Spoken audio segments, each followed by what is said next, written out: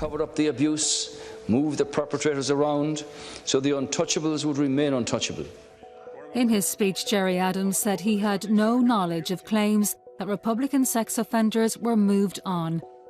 And his deputy leader denied that Sinn Fein had conspired to shield child abusers.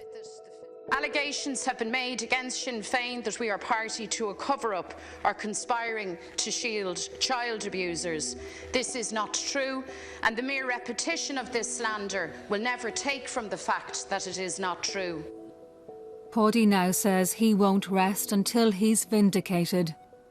The reason they are trying to cover up this situation is because they, and rightly so, condemn the Catholic Church and its hierarchy for hiding it for so many years.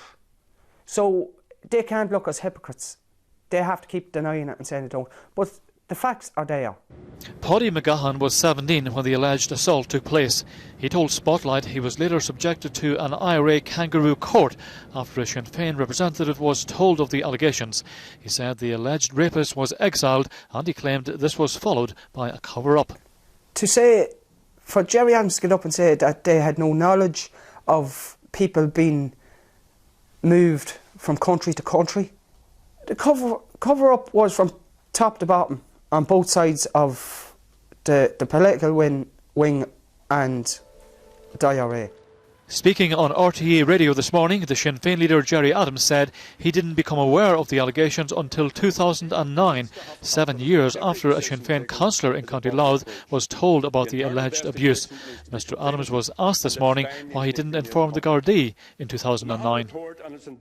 My responsibility is to make sure that our people deal with all of these issues through proper and due protocol. In this case, this adult who was victim, in my opinion, of abuse, didn't want to go to the Gardaí. The Sinn Féin leader told RTE he doesn't know if there was a kangaroo court, and he said he doesn't know where the alleged abuser is at present. But today, Maria Cahill, who also alleges she was abused by a senior Republican, said it should be easy for Gerry Adams to find out where Paudie McGahon's alleged abuser is at present. The man comes from a very prominent Belfast Republican family, and his family members have connections with Sinn Féin, current connections to very senior people within the Provisional Republican movement and Sinn Féin members. And Gerry Adams could find out in the morning where this man is, and that's what he needs to do. Meanwhile, the Sinn Féin MP for Mid-Ulster, Francie Molloy, has apologised for posting a message on Twitter last night referring to the Spotlight programme. I think the biggest reaction, which actually both upset me the most and relieved me the most, was the fact that people came forward, got help. Other people went forward to the Gardaí and made complaints. And I think that that was a huge thing for me, because that was part of the motivation for telling my own story. Other victims need to come forward, they need to get help.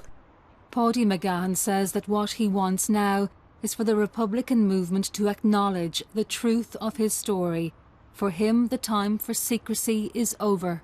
There may be people watching this tonight who have secrets of their own in terms of alleged abuse from people connected or within the Republican movement. What would you say to those people? I'll use the Republicans' own phrase.